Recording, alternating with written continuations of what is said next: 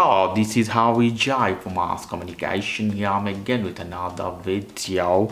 In this, I'm going to show you what are the new features of the calculator in your iOS 18. So calculator icon basically is the same. This I'm doing in iPhone 15 Plus. So you can see here the calculator option. I hit this one. So here at the corner, you can see, click this one.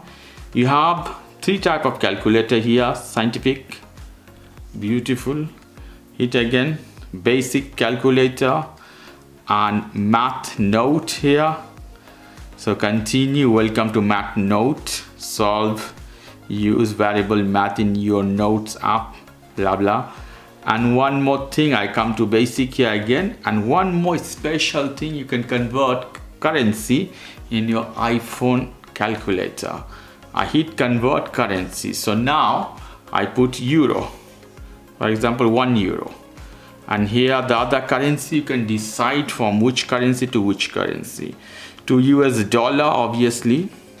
To find US dollar, normally at the bottom, because it's U. So alphabetic order, I hit US dollar.